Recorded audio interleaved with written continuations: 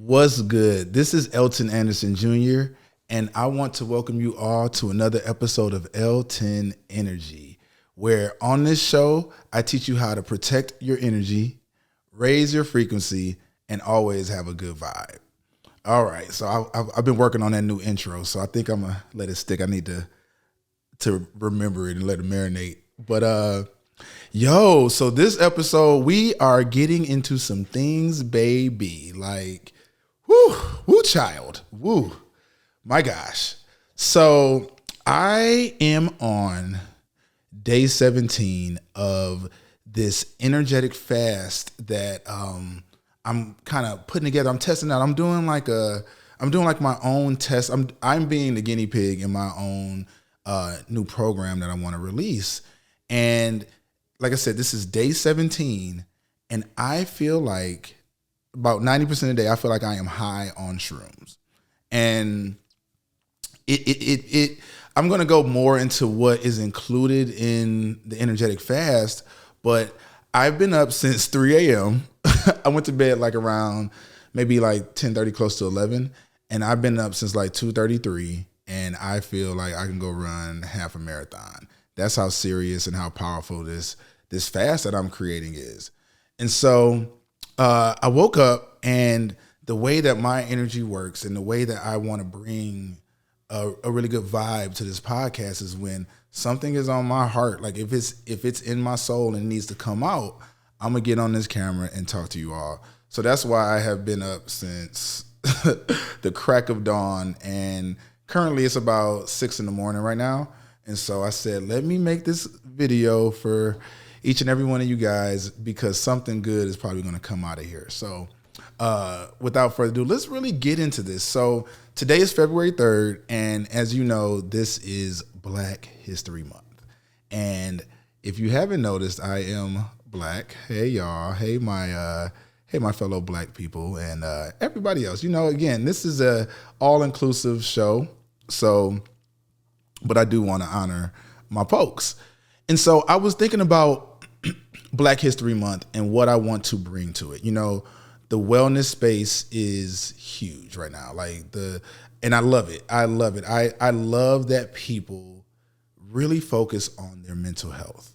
I think everybody I know is in therapy. Like literally, like I get surprised. Like I got a lot of, I'm an alpha. And, you know, I got a lot of my bros that is 20 dudes on my line. And so, you know, in the frat, I have seen them do everything. In the frat, you get a group of men together and they get toxic. And so I've been talking to my line brothers here and there, and like literally everybody's in therapy. Every single one of them, for the most part, are in therapy. And these are all husbands, fathers, lawyers, entrepreneurs. And when I tell you that is so beautiful to see, I need more of it injected into my veins because I want to hear that. But on the journey that I have been on personally, I'll be honest, I have never been to therapy alone. I did it for couples therapy, and that couple that I was in, we had to be uncoupled. And I think the therapist guided us to just understanding that, hey, maybe we aren't right for each other. And it was so beautiful. We did about 4 sessions. We went to a Black gay therapist who had been married for about 19 or 20 years. So it was really good for me and my partner at the time to go through that with somebody who could connect with us on a deeper level. So that was really, really good. But as much as we talk about mental health, I really feel like there's nobody talking about energetic health. I've been looking all over the place. I've been like, our energy, like, why is nobody talking about energetic health? And so because I don't see it, I said, I got to create it. I will be the charge. I will be the change that I want to see, because that's what you have to give to any space that you're in. If you don't see it, then that means there's space for you to create it. Every single person has a lane. And that's really what this channel, this podcast is about. It's about empowerment, because I feel like the more that we see positive examples of just people being themselves, of people expressing their souls, we can definitely get to a new place. We were having a conversation here in my apartment. I turned my apartment into my office and studio because let me tell you something. I too want to work from home.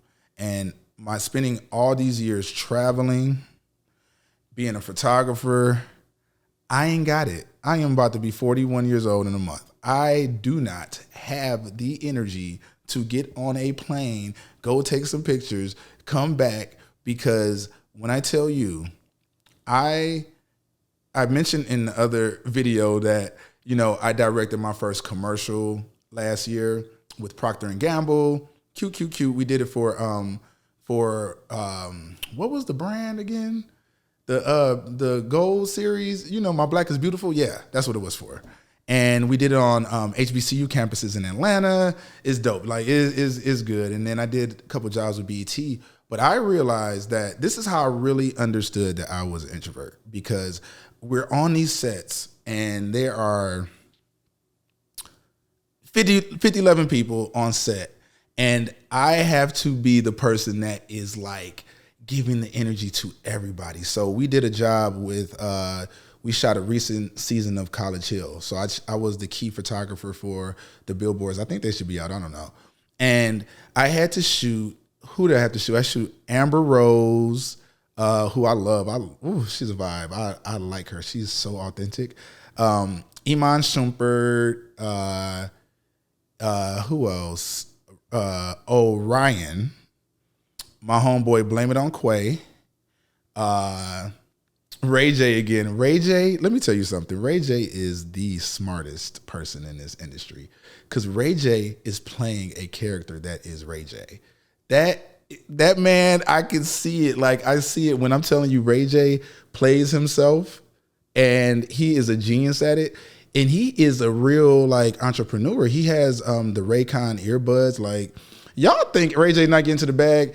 Let me tell you, I got two idols, and Ray J is low key getting up there. But my two idols that get the bags are Shaq, Shaquille O'Neal, and Snoop Dogg. The two of them get any bag in the world. Like, when I was a photographer, Shaquille O'Neal, I shot him for 4 different companies, y'all. I'm talking about an insurance company, a headphones company, a speaker company, and I think something else. I mean, me and Shaq, we just had a working relationship, and I was able to like go to his family. Like, I've met all his kids and his ex-wife. Like, I went to dinner with his ex-wife Shawnee and all their kids, and it was just like a vibe. So, and our birthdays are a day apart. So anyway, so I was doing the shoot, and what? Oh, I forgot to say this. I met my favorite reality star ever on that shoot for College Hill. I met New York Tiffany Pollard. Oh my gosh. Like, she is everything that you want in life. So anyway, I don't know why. I hope this don't sound too name droppy. I'm not trying to give that. I'm just trying to be more open about my experiences, because I have been shutting them off. So anyway, when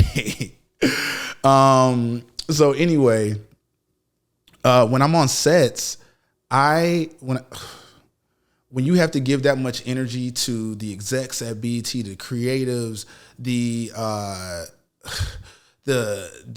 talent, the assistants, the hair and makeup, like, I literally have to engage like authentically with everybody. And I love people. I absolutely love the human race.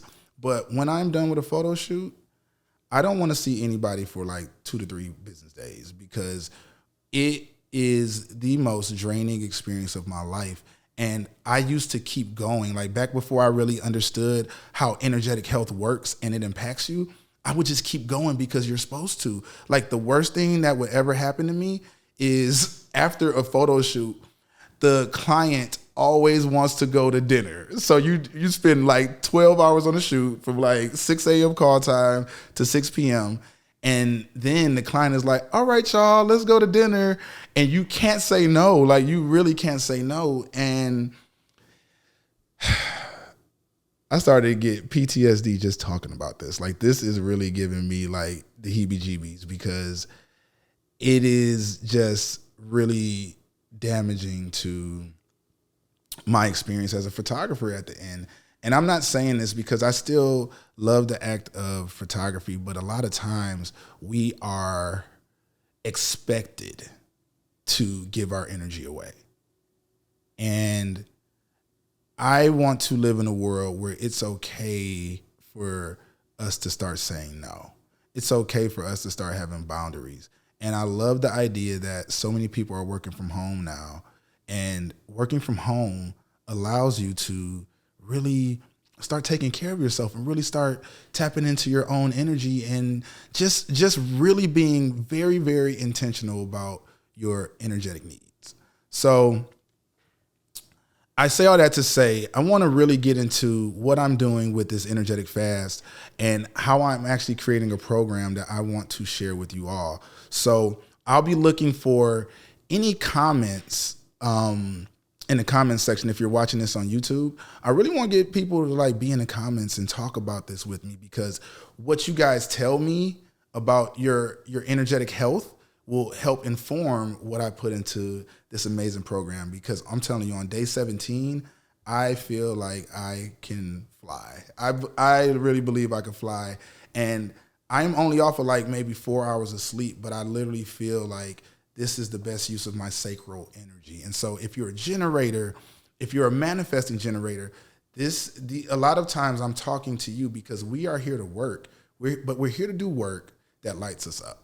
So speaking of generators and manifesting generators and manifestors and projectors, I want you guys to pull out your human design chart. So get online, go to mybodygraph.com or myhumandesign.com, or you should always keep your human design. If you listen to this podcast, I'm gonna tell you right now, keep a picture of your design in your cell phone. Just do that for me, because that way, when I bring up, because I'm gonna pop up human design in every episode. So when I pop it up, you can have an opportunity to just join in with the conversation. If you're driving, don't pull it up whilst you drive, but you get it. So I'm pulling up my human design chart right now, and I'm giving you a little time to do yours. Boop, boop, boop, boop, boop. And there I am. So if you look at your human design chart, right, you are going to see two sides. You're going to see all the centers in the middle with the numbers and different shapes. You're going to see the crown chakra on top. You're going to see the root chakra on the bottom. You're going to see the throat chakra. You may have it defined. You may not. We'll go through all that stuff later. But right now, I really want you to focus on the numbers and the symbols on the left and the right side of your body graph. And so these are your design side and your personality side. Sometimes it's called the unconscious side, which would be the design, that's the body, and the personality side, which is the conscious side, which is you, if you will. All right, so I want you to look at it, pull it up, get to know it. I know everything probably looks weird, but let's go on a journey. We're about to get in the car, y'all. We are about to get in a vehicle right now. And in this vehicle, the vehicle is your body. So if you look on the left side, the design side, you'll see like a sun up top. That's the sun at the top. And right under that is your earth. So you have a design earth, a design sun. You have the nodes, the south node, the north node, the moon, the Mercury. Just like if you're in astrology, same thing. It's all the things that you would see in astrology, except for the earth, because that's not in astrology. So on the left side, the design side, the unconscious side, this is considered this is the analogy that I'm working on. This is my work. We workshopping it now. This is considered the vehicle. This is the body. So exactly 88 days before we are born, it is said that our soul enters the fetus. So your mother is carrying you in your body. And I truly believe that we're all souls. Like, that's just the spiritual tea that I have grown and resonate with. So your soul is up here, up in the consciousness field, up in heaven and wherever we believe it is, and it comes down and it finds your fetus and it says, oh, this looks like a new home. I want to be right here. I want to be born in Detroit, Michigan in 1982, and I want to be born to a Liberian mother and a father from Detroit. Like, that was just my soul story. So this is the vehicle. So everybody has a body. If you're watching this, you have this vehicle, and really think of it like a vehicle. Really, we're about to get in a car. So whatever vehicle you want to be, I always ask the people that I read for, like, what vehicle are you? Some people say a BMW. Some people say Maserati. Some people have said a boat. That's technically a vehicle. Some people have said a private plane. So whatever you look at, for instance, for me, I am a G-Wagon. I love the G-Wagon. So that's my vehicle. All right. So on the right side, the personality side, the conscious side, this is when you're born. And so this personality side, this is the passenger. So you have the vehicle and you have the passenger. And so if you think about what a passenger is, most of us think that when we have this body, we think that we're the driver. You are not the driver. You are not driving this vehicle. Yeah, you're thinking, yeah, you're experiencing this vehicle, but you are not the driver. You remember, you are the passenger. So it's like, who's the driver? Well, I really want to focus on this passenger, because when you think about the passenger is the mind. Your mind is the passenger. So that's where the awareness sits. That's where the different perspectives sit. This is where life gets like, imagine if you're in an Uber, if you're in the back of your vehicle, it's amazing to be chauffeured around. You know, it's amazing to be a passenger. And what happens when the passenger, imagine if you're the driver, right? And what happens if the passenger starts acting erratic and wants to tell you where to go and wants to be like bumping up against you in a backseat driver? And you know, Jesus is my co-pilot. So I don't know, like it's just all these things going on. And so that's what happens in us when we as the passenger try to be the driver. It creates this disconnection, because in human design, you are not supposed to use your mind to make decisions. Your mind is simply a home for you to have awareness. Your mind, the passenger in the car, is simply meant to be aware of what is going on. That's it. That will take away so much anxiety. When I found this out, when I understood this on like a cellular level, I said, oh my gosh, literally, this helped me cure my anxiety. I had extreme social anxiety moving back to the States from Bali. I always talk about it. It helped to remove some depression. It helped to really help me understand that I don't have to be responsible. Or it took a little bit of responsibility from the decisions that I was making, because the mind can be so conditioned. Like, think about it. If you're the passenger and you're not the driver, we're going to get to the driver in a second, but if you're the passenger, then what's happening is literally that so many outside distractions could come in. And so imagine if you're on the road and you're like, oh my gosh, a Dairy Queen, because I love me some Dairy Queen. Listen, on a road trip, I'm like, oh my gosh, a Dairy Queen, let's get off and go to Dairy Queen. Or if something's playing on the radio, oh my gosh, like, so if you're playing like rap music and like, because let me tell you something, I love me some Moneybagg Yo, some Travis Scott, and Future. Now, I ain't gonna call them three men toxic, but that was a lot. That would be playing on my radio in my vehicle. And so what I've been doing now is I had to understand that I need to clear out this mind. I need to make sure that the passenger is just really focused on the destination, like where we're trying to get to go. So we got the vehicle, we got the passenger, and the way that you make decisions is through your authority. And so as a generator, I have a sacral authority. So my decision-making tool is in my stomach. It's in my gut. It's that gut instinct. Your stomach is actually called the second mind.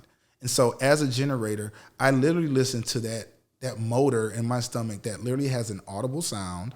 Because again, when you think of a generator, if the lights were to go off, what would a generator do? It would provide power and the lights will come back on. And so as a generator, I have a signature theme of magnetism. So I draw things into me with my open and enveloping aura. That's if you're a generator, that you got the same aura I got. We all got the same aura. And I can make my decisions from what shows up for me. And all I have to do is respond. I say, oh, I want this, hell yeah. Or, no, I don't want this, hell no. And so if you start to use this motor in your system, and so there's different kind of authorities. Some people have a splenic authority. That's an authority of health. And so you have instincts. And so what comes to you is a voice. If you have a splenic authority on your human design, you actually hear a little voice. And that little voice only speaks one time. And when it speaks, you have to listen, because if you don't listen, the main thing people with a splenic authority say is like, I knew I should have listened to myself. I knew it. And that voice is going to be, that voice, it don't get loud and it doesn't speak twice. Some people have an emotional authority. This is the hardest authority to have, in my opinion. Good luck with anybody who has an emotional authority, especially if you're an emotional manifester. Baby girl, good luck with all of that. I don't wish that on nobody. I love my manifestors though. But basically, you really want to focus on seeking clarity, because if you have an emotional authority, you're like on a boat and you're in the ocean and like your emotions are going up and down. And so you want to wait until that boat stops rocking before you make a decision. So anyway, we'll get into authorities. You know, if you guys want readings, holler at your boy. I do have, shameless plug, a retreat coming up in Bali in August 5th through 12th this year, like literally about 6-7 months. Y'all need to come, because we're going to go really deep into it. We're going to talk about relationships. We're going to talk about money. Like, I can show you how to turn your human design into your marketing plan. It's the whole thing. So I want to get back to who is the driver, because I know y'all on the edge of y'all seats. Like, LT, get to the brass tacks. And so the driver is right here in the middle. You'll see like a diamond almost. It looks like a diamond. This is called the G center. This is your identity center. This is the seat of the soul. This is the magnetic monopole. This is where law of attraction sits. Because when you think of law of attraction, you actually don't, this monopole doesn't repel anything. It's a monopole. That means one pole. So all it does is attract. So if you are attracting, if you say all dudes ain't shit, you are literally going to attract ain't shit dudes. You create the things that you attract. You bring these things into this center, and this center is your driver. So this center holds the seed of potentiality in everybody. Every human being is a seed. You have a seed within you. So imagine, let's say I am a watermelon seed. Like I love me a watermelon. 4th of July, Juneteenth, we're going to eat watermelon. Imagine I'm a watermelon seed and I try to plant myself in a cornfield. And the whole time I'm in this cornfield, like, why can't I be corn? Everybody's corn. That little corn boy, love him. That little corn, everybody's corn. And I'm like, why can't I be corn too? That's because that's not my seed. I am a watermelon. And so if I'm trying to harvest myself and fertilize myself like corn, I will never reach my potential. And so that's what I love about human design. And that is what I have uncovered with myself, is that the seed of potentiality that we all have is really your soul's purpose. And so your soul is the driver. You get what I'm saying? Like, your soul is the driver. Your soul is the seed. And so if you start to surrender to what your soul is asking you to do, and that's the interesting part, because your authority, remember, if it's sacral, splenic, some people are mental authorities, emotional authority. If you listen to your authority, that is your GPS. So you're driving, your soul is the driver, and all you have to do is stop trying to use your mind to make decisions and literally just listen to your soul and sit back and relax. And it will take you everywhere you need to go, because that authority is going to be the GPS for where you need to go.